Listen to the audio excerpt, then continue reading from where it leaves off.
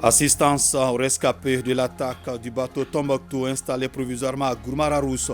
Ils ont reçu aujourd'hui la visite du gouverneur de la région de Tombouctou, un déplacement de soutien et de réconfort salué par les rescapés de cette attaque perpétrée par les forces du mal.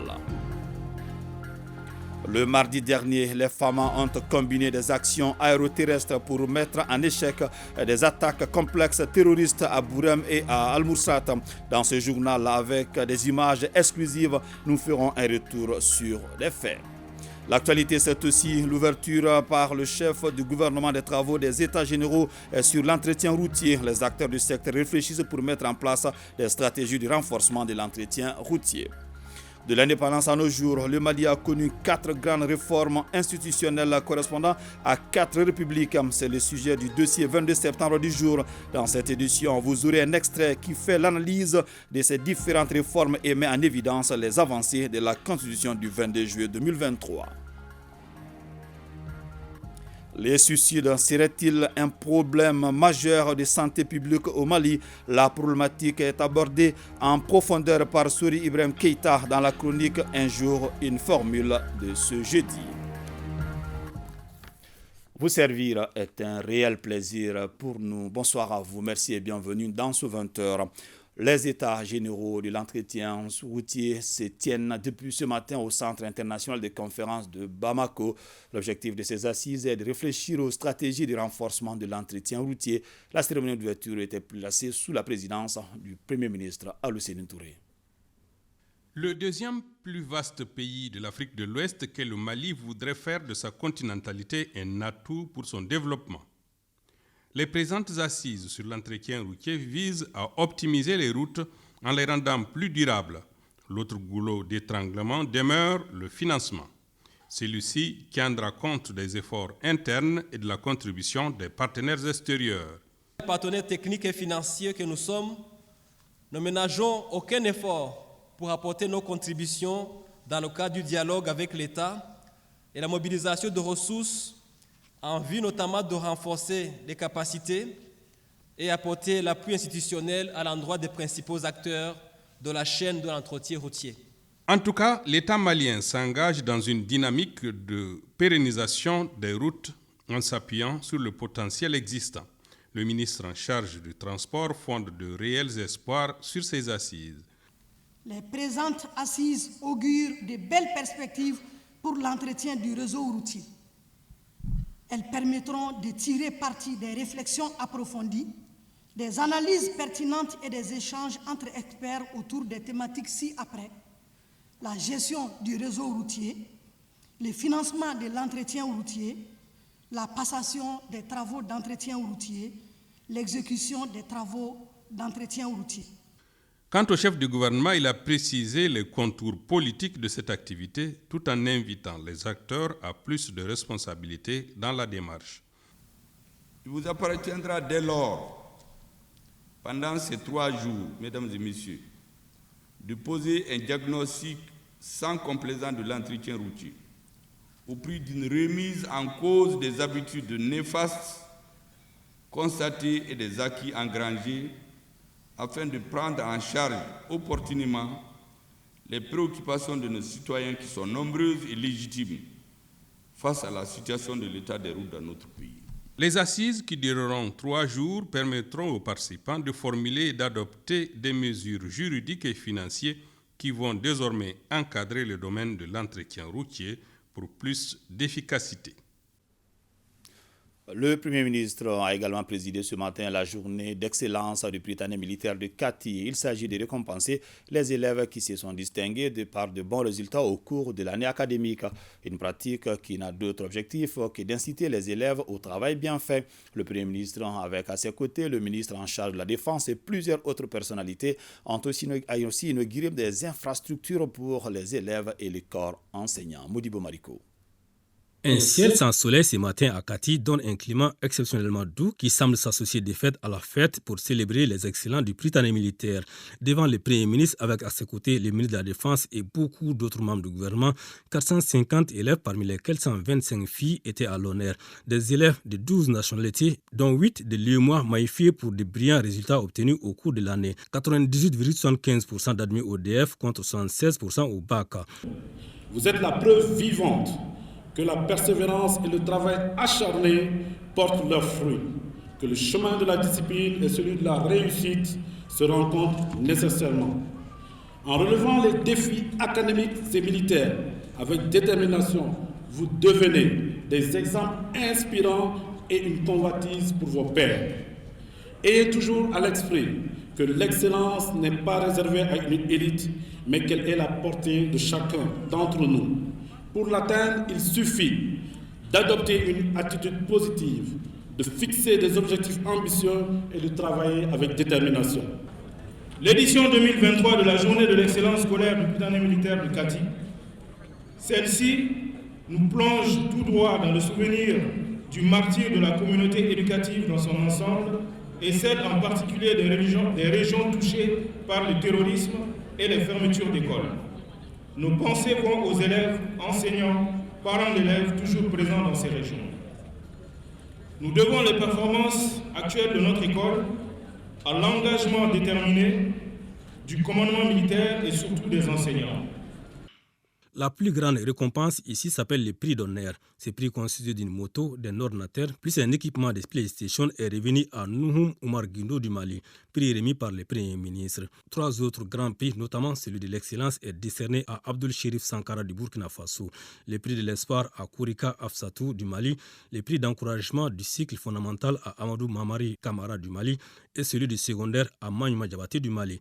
À ces prix s'ajoutent plusieurs dizaines de distinctions individuelles et collectives pour récompenser aussi bien les corps anciens que l'encadrement militaire. En somme, des prix pour respecter une tradition vieille de 19 années, mais surtout créer une saine émulation entre les élèves. Surtout qu'à la matière, les prédécesseurs ont mis la barre très haut. À cette phase critique de notre histoire du Mali, une phase existentielle, un tournant historique, ce sont des élèves de cette école qui ont en charge la destinée du Mali. Vous savez que le ministre de la Défense, il a étudié ici, il a dirigé ici, il a laissé des belles traces et il continue à en laisser. Je voudrais féliciter l'encadrement militaire et lui-même et tout le monde parce que c'est une volonté commune qui nous a conduit à cette situation. Il laisse des traces quand il étudiait, quand il était directeur et maintenant quand il est ministre. Vous savez aussi que beaucoup de chefs militaires dans notre pays, celui qui a la chance aujourd'hui de conduire les destinées du Mali, le président de la transition, chef de l'État, chef suprême des armées, il a fait cette école. Le président du CNT, l'organe transitoire de transition, il a fait cette école. Le chef d'état-major général de notre armée a fait cette école. Beaucoup de chefs militaires qui font la fierté du Mali aujourd'hui. Certains sacrifient leur vie, ils sont de cette école. Rien n'est de trop aujourd'hui pour nos militaires. Je retourne donc très ravi. Je souhaite bonne chance aux élèves, aux encadreurs. L'excellence ayant aussi besoin d'un cadre bien approprié pour se manifester, le Premier ministre a inauguré séance tenante 3 infrastructures pour les élèves et leur encadrement, un bloc académique, un réfectoire et un dortoir pour les filles. Choguel Kougala Maïga a offert à l'école des ordinateurs, des motos et des téléphones. En retour, les élèves lui ont décerné un tableau avec les couleurs du Mali et un message d'unité pour les Maliens. La journée de l'excellence au Prytanée militaire de Kati est aussi une journée de fête. Les élèves, pour l'occasion, ont fait montre de leur savoir-faire sur le plan artistique par la présentation de pièces de théâtre, de danses chorégraphiques avec comme toile de fond le thème de la paix. Puis après, on a assisté à une deuxième arrivée du PM avec à ses côtés le ministre de la Défense. Ce qui n'était qu'une mise en scène, peut-être une copie n'aura rien oublié de l'original. Jugez-en vous-même.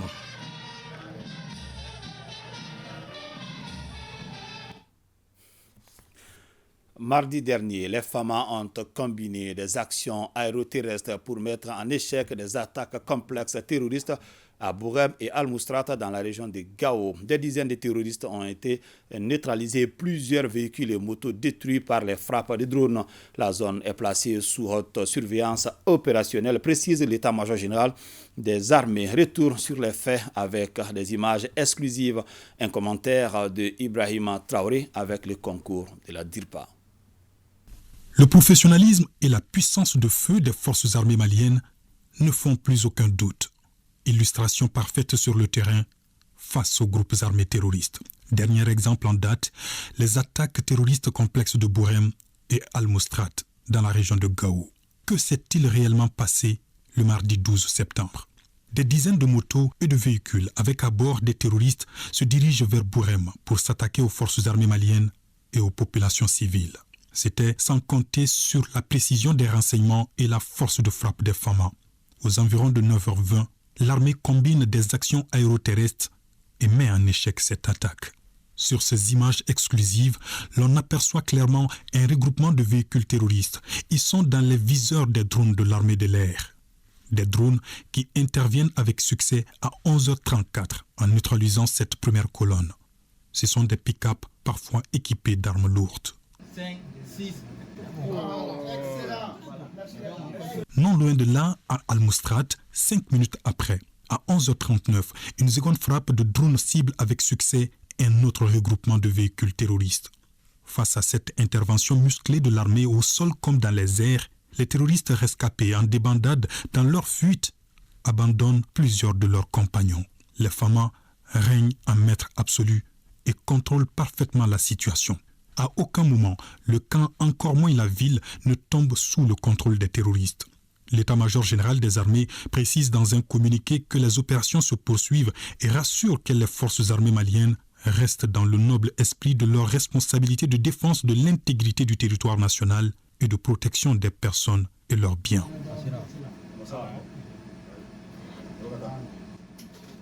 1, 2, 3, 4, 5, 6.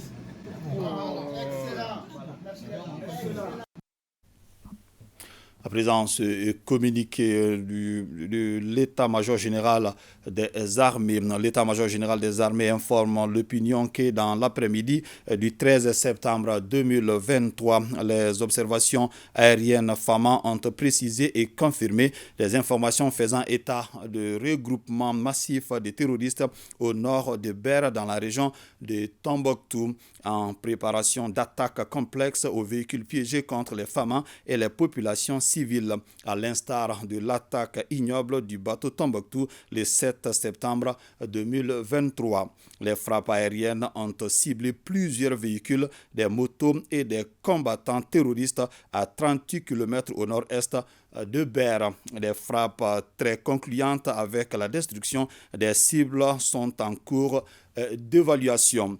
Par ailleurs, dans cette même matinée du 13 septembre 2023, des missions de reconnaissance offensive et frappe dans le secteur de Al-Moustrata ont visé un regroupement terroriste avec la confirmation de la destruction de 3 véhicules avec les combattants estimés à plus de la dizaine, tous neutralisés. Les forces armées maliennes rassurent que la lutte contre les terroristes sans foi ni loi en perte de vitesse et dont les actions sont désormais orientées contre les populations innocentes sans défense va se poursuivre. La noble mission de la défense du territoire national et la protection des personnes et leurs biens continueront dans le strict respect du droit international humanitaire. Les forces armées maliennes informent que la zone est sous surveillance aérienne.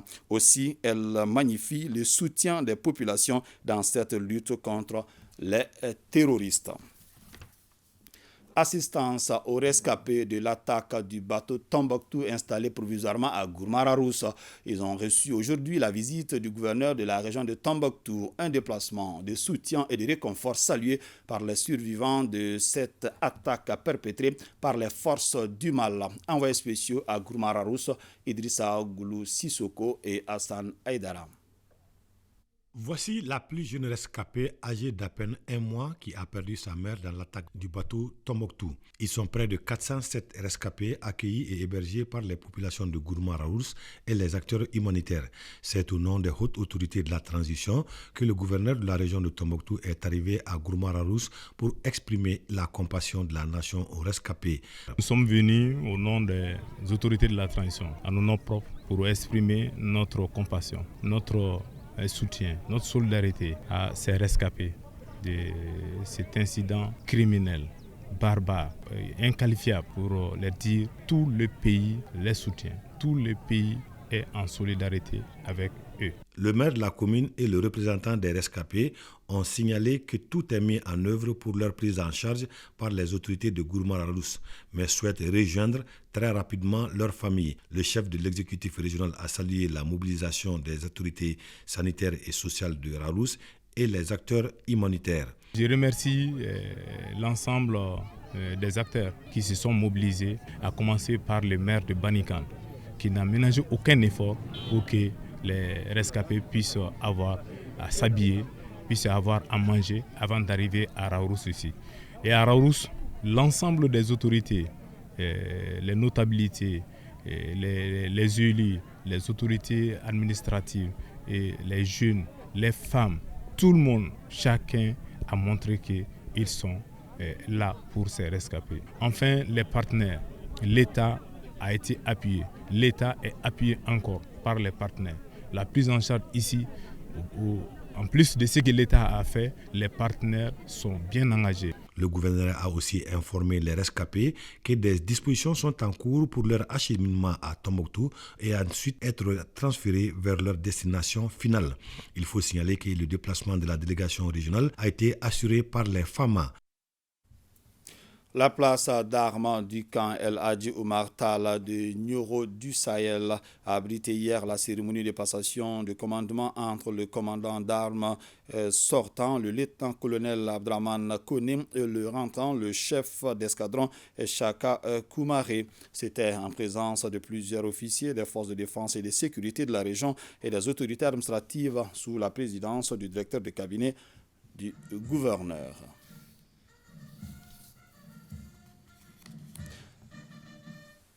La semaine nationale de la réconciliation et de la cohésion nationale débute demain vendredi, une occasion pour le gouvernement d'appeler les Maliens à plus d'engagement en faveur de la paix et de la réconciliation. En prélude au démarrage de cette semaine dédiée à la cohésion, le ministre en charge de la réconciliation nationale, le colonel-major Ismaël Ouagué, a fait un message en suivant un extrait de cette prise de parole du ministre Ouagué au micro de Mamadou Fani.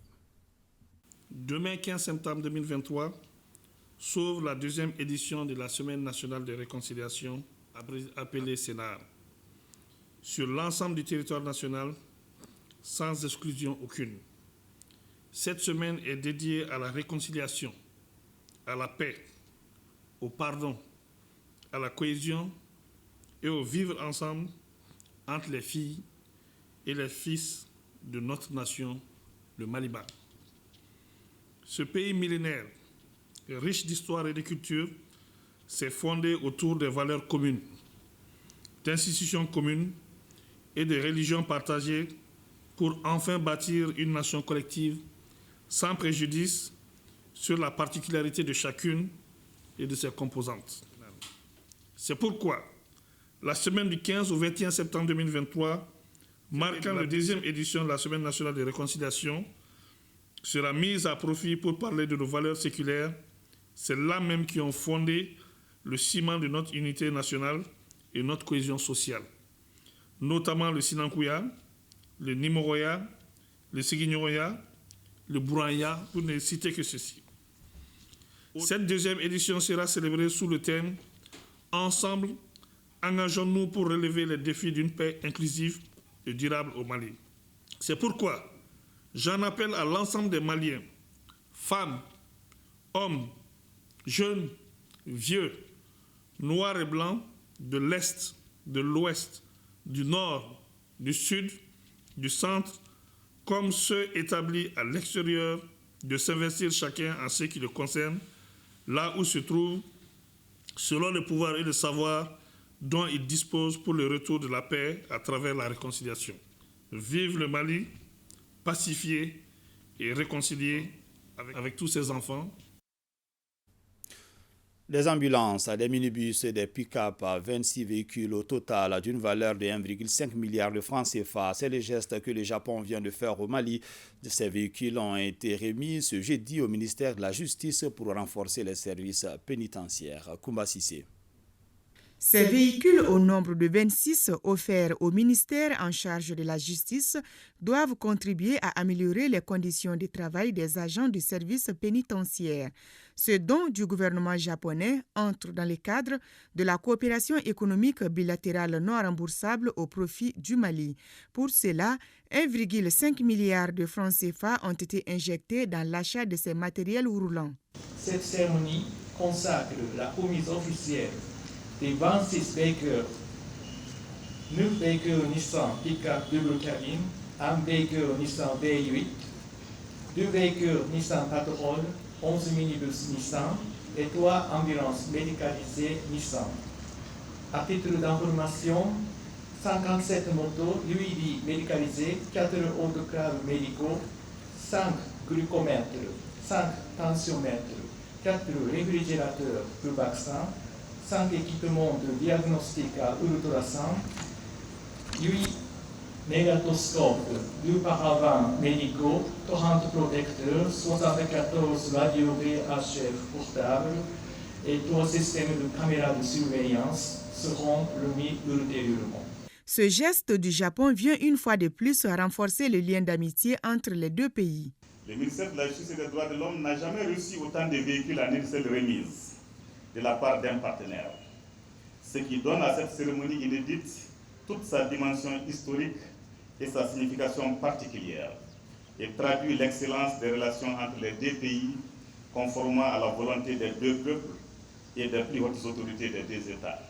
Le département de la Justice et des Droits de l'Homme, par ma voix, vous sait gré de ces gestes historiques d'amitié et de fraternité du peuple et du gouvernement japonais à l'endroit de notre pays, à un moment où il fait face à de nombreux défis. Ces équipements roulants et d'autres matériels qui viendront s'ajouter plus tard permettent au ministère de la Justice de relever les différents défis auxquels il est confronté.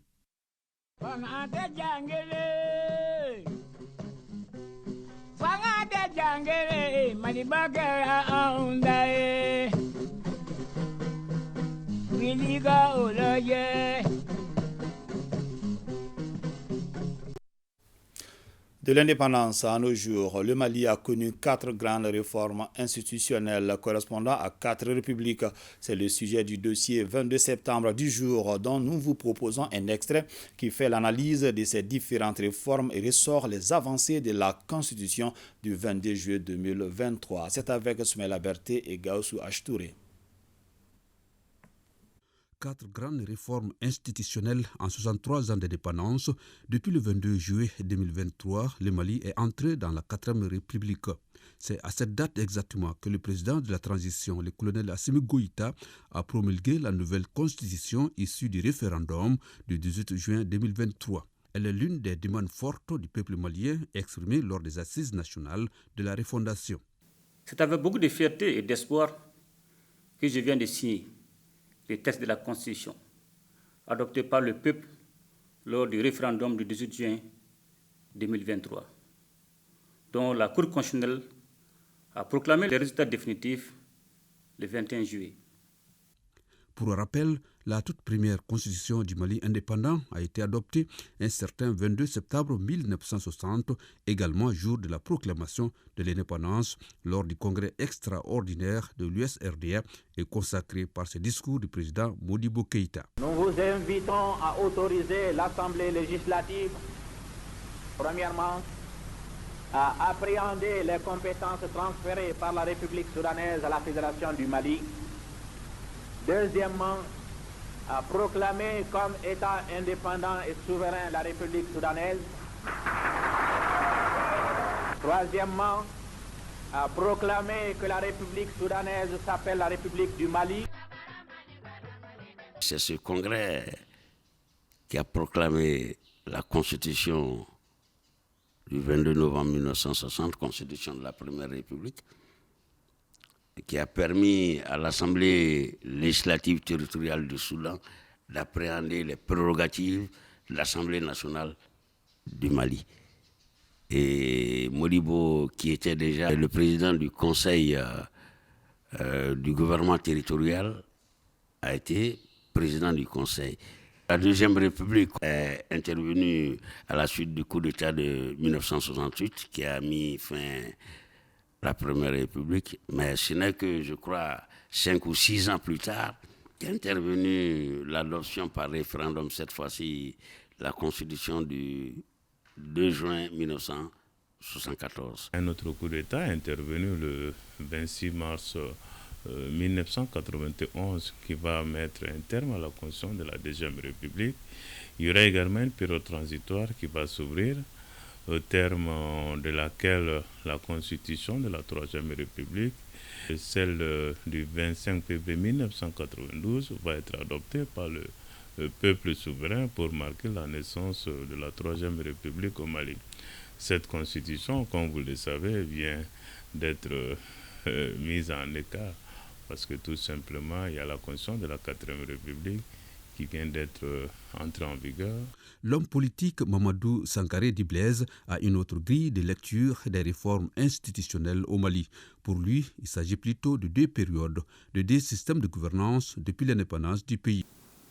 Le premier système politique, qui était pourtant à l'origine constitutionnellement républicain, démocratique, pluraliste et décentralisé, et qui, paradoxalement, a installé un système de gestion que j'appellerais dirigiste. Les gens occultent facilement que le coup d'État de 1968 n'a pas été perpétré contre un parti politique. À ce premier groupe système politique, je vais ajouter le système de 1974. Et ce régime était en parfaite opposition avec la Première République dans ses dispositions constitutionnelles. Au Mali, les facteurs de changement constitutionnel sont à la fois endogènes et exogènes. Ils ont pour nom essentiellement la mauvaise gouvernance des affaires de l'État, l'insuffisance des textes ou encore la nécessité d'adapter nos textes aux principes communautaires. Et ce cocktail est le prétexte tout trouvé pour déclencher des mouvements, des révolutions populaires qui se terminent le plus souvent par un arrêt brutal de l'ordre constitutionnel. Les coups d'État, le Mali en a connu 4 et une ratification des lignes. Les 4 textes constitutionnels que notre pays connaît jusque-là présentent à la fois des ressemblances et des différences. Ils dépendent pour la plupart du contexte dans lequel les réformes ont été opérées et chaque réforme a connu des hauts et des bas. Il y a beaucoup de dispositions qui prennent en compte des erreurs du passé, tout en les corrigeant. Pour les dispositions qui sont consolidantes, on peut par exemple citer le cas de la limitation des mandats. Ça, il faut quand même apprécier. Il y a une disposition qui dit que nul ne peut faire plus de 2 mandats. Et que la disposition qui parle de la clause limitative des mandats présidentiels ne peut en aucun cas faire l'objet de révisions. Nos préoccupations ont été prises en compte dans la nouvelle Constitution. Parce que d'abord, on a reconnu dans cette nouvelle Constitution notre mission de veille citoyenne, qui n'était dans aucune des constitutions. Nous avons maintenant ce rôle. Et ce rôle, nous allons légiférer pour que nous puissions effectivement l'exercer en toute légalité. Ça, c'est une avancée extraordinaire. La 4e constitution qui est désormais en vigueur suscite beaucoup d'espoir chez les Maliens de l'intérieur comme de la diaspora. Elle a le mérite d'avoir pris en compte les aspirations de toutes les forces vives du pays.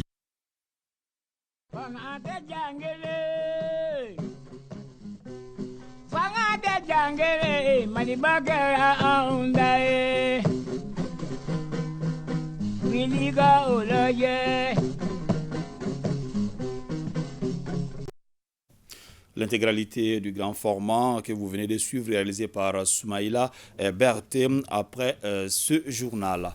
Le ministre des Affaires étrangères et de la coopération internationale a offert hier un dîner aux représentants et chefs de la mission de l'Union africaine pour le Mali et le Sahel en fin de mission au Mali, une occasion de rappeler la contribution de Misaël à la restauration de la paix au Mali. Youssouf Diakité. C'est dans une ambiance empreinte de convivialité que s'est déroulé ce dîner offert au haut représentant, chef de mission de l'Union africaine pour le Mali et le Sahel. Une opportunité pour le ministre des Affaires étrangères et de la coopération internationale de rappeler le bienfait de ce partenariat Mali-Union africaine, notamment dans le domaine de la lutte pour la sécurité, la paix et les questions de développement durable. Maman Sambou Sédikou réitère d'avoir passé un bon séjour au Mali. Avec la jeunesse de notre population, les progrès de la communication et l'urbanisation de nos pays, nous observons une demande de politique, de sens et de service, au pluriel, sans précédent. Qu'il s'agisse de leadership politique, de sécurité ou d'alliances diplomatiques. Sans être exhaustif, j'aimerais pourtant apporter ma petite contribution à cet exercice d'évaluation pour vous exprimer, Monsieur l'ambassadeur, chers frères hauts représentants, la reconnaissance des plus hautes autorités du Mali, du gouvernement, et saluer votre engagement constant et votre disponibilité pour tout ce que vous avez fait durant votre mission chez vous ici au Mali. Le ministre Diop, tout en remerciant le diplomate Sédikou, salue la participation de l'Union africaine aux étapes majeures de la vie diplomatique du Mali, au moment où le pays traverse l'un des moments difficiles de son existence. Les activités menées par l'initiative Spotlight au Mali pendant les 4 dernières années sont jugées satisfaisantes, annonce faite lors d'une rencontre entre le gouvernement et ses partenaires. Pour eux, ces résultats probants contribuent à accélérer l'atteinte des objectifs de développement durable. Awadit Makamara. Voici Marie Traoré, quinquagénaire, mère d'une fille de 14 ans. Personne en situation de handicap, Marie a vécu des moments sombres dans sa vie. Elle retrouve le sourire grâce à l'initiative Spotlight, un projet qui vise à mettre fin aux violences à l'égard des femmes. Cette initiative a été très bénéfique pour moi. Aujourd'hui, j'ai le respect et la considération de mon entourage. À l'image de Marie, Seydou a également suivi des formations sur la masculinité positive.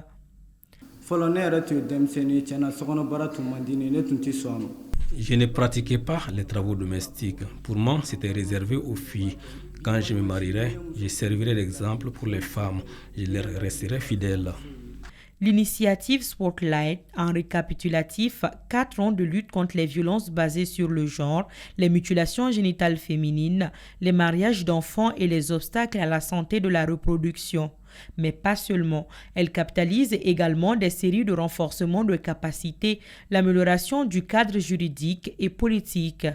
Les avancées réalisées par le programme dans la lutte contre les violences faites aux femmes et aux filles ont été effectives grâce à l'appropriation par toutes les parties prenantes et aussi grâce au principe de redevabilité et d'inclusion.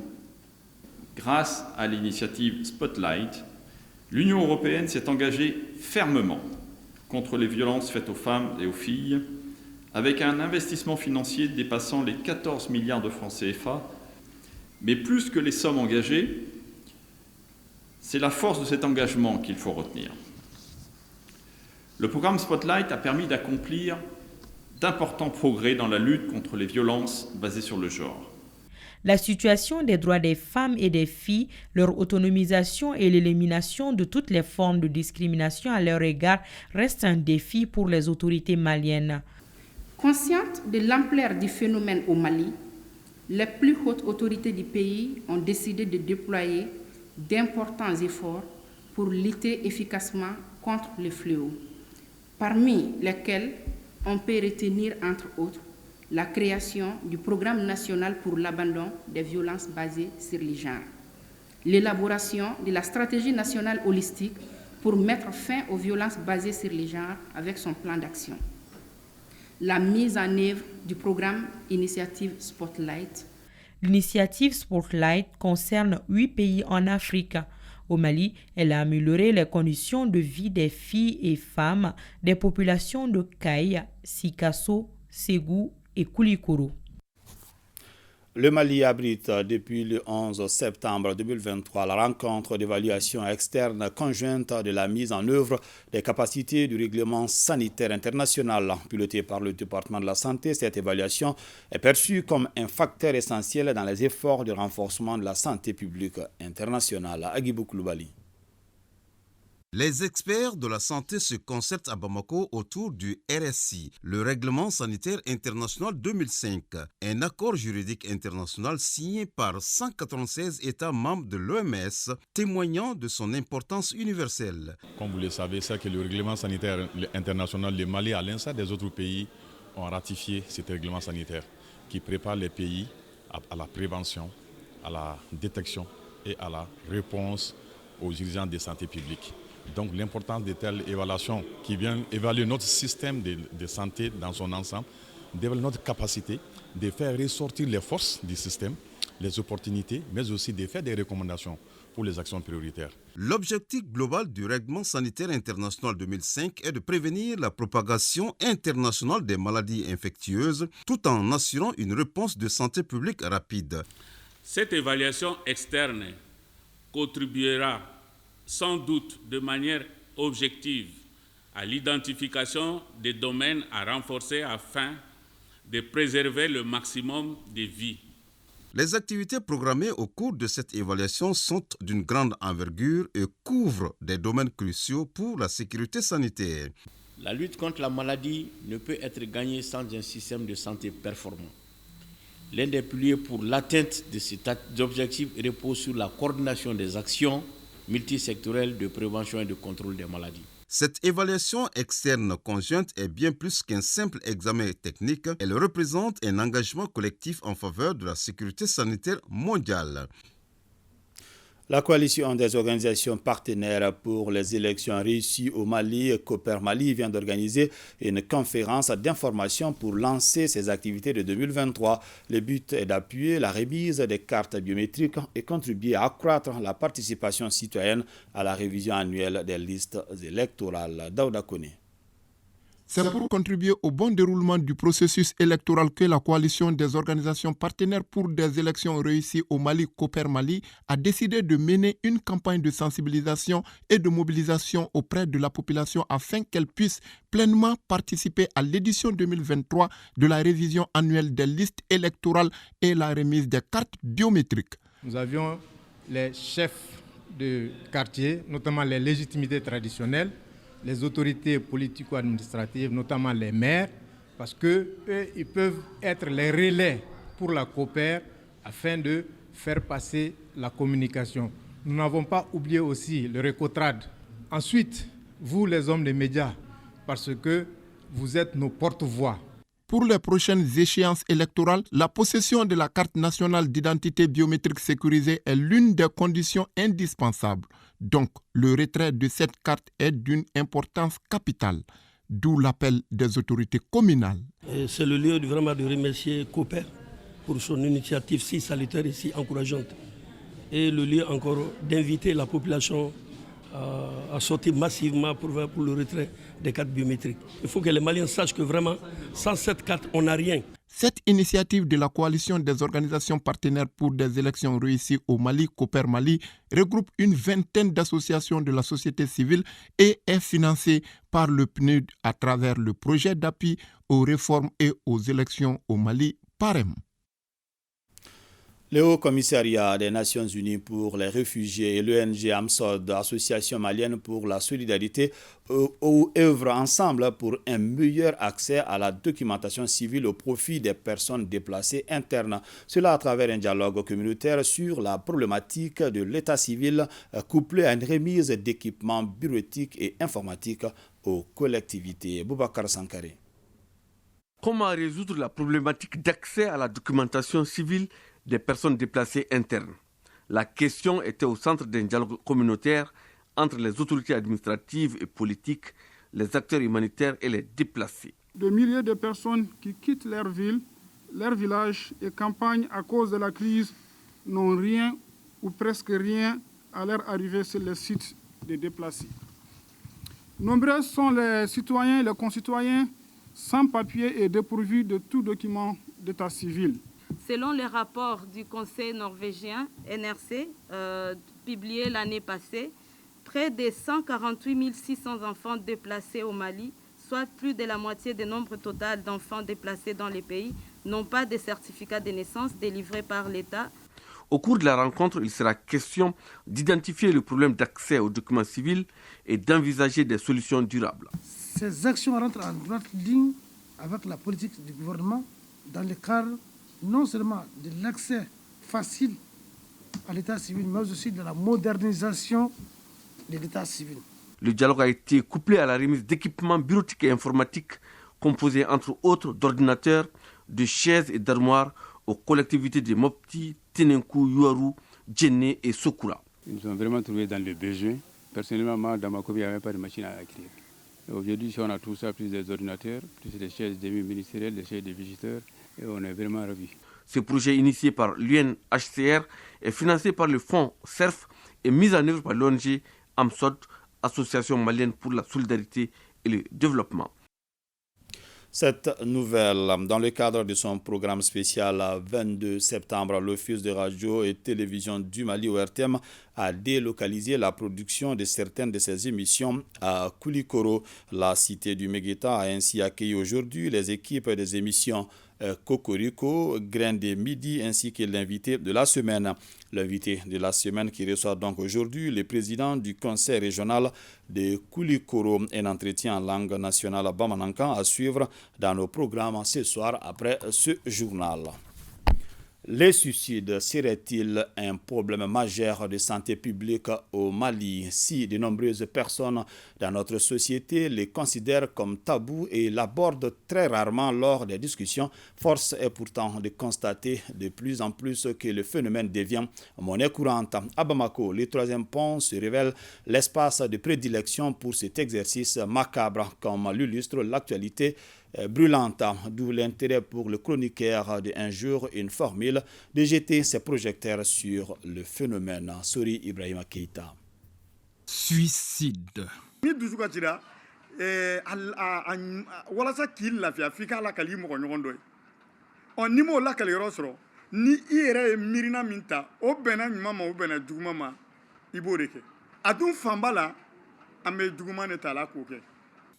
mal.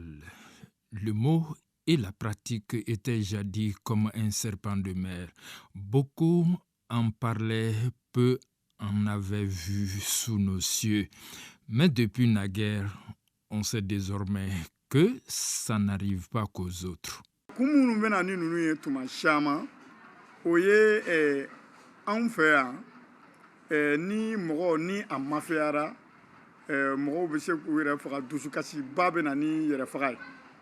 Aramaden ka to horon ka to kodola ale yɛrɛ y'a ye cogo foyi tɛ a la na nin ko nin kɔni a mana munumunu cogo cogo ale jo t'a la bɔ walasa ale dun ko nin tora ale la kaban ale bɔra bonya kɔnɔ o la a kɛra mɔgɔyala fɛyalen diɲɛ kɔnɔ kana kɛ mɔgɔnin ye o mɔgɔninya o ɲɛsiranya kosɔn mɔgɔw tun bɛ se k'u yɛrɛ faga anw fɛ yan.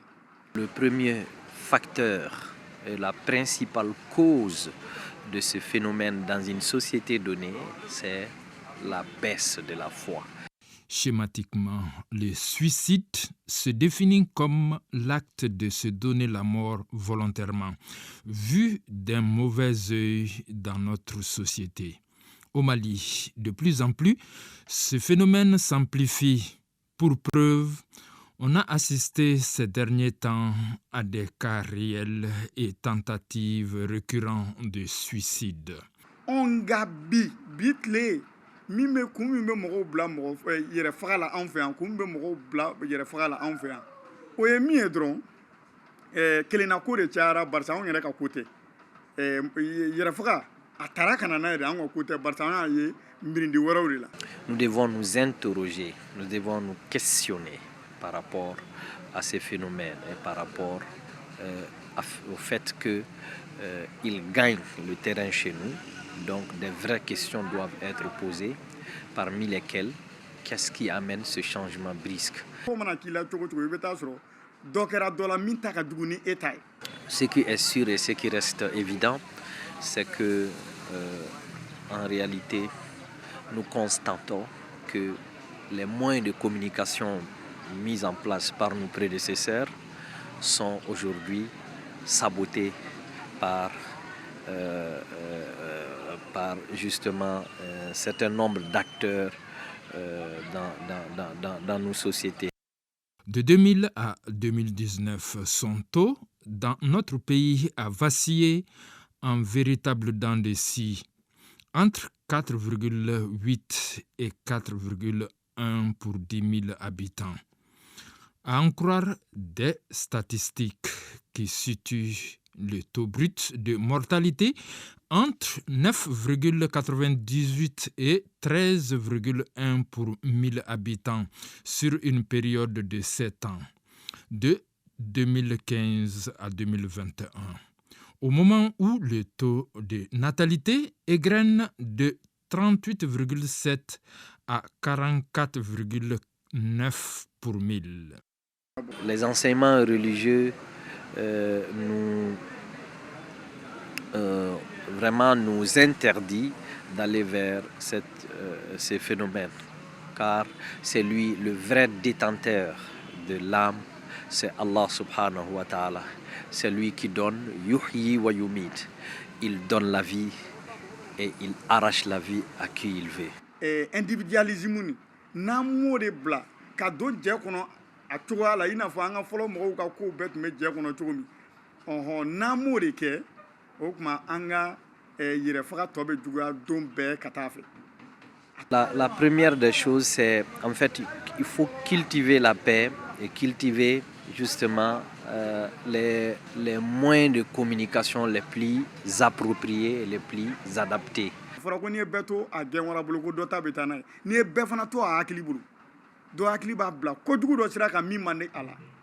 Selon un rapport de l'Organisation mondiale de la santé, OMS, publié en 2021, chaque année, près de 703 000 personnes se suicident et beaucoup d'autres font une tentative de suicide à travers le monde. Du coup, le phénomène devient la 4e cause de mortalité chez les jeunes de 15 à 29 ans à travers la planète Terre.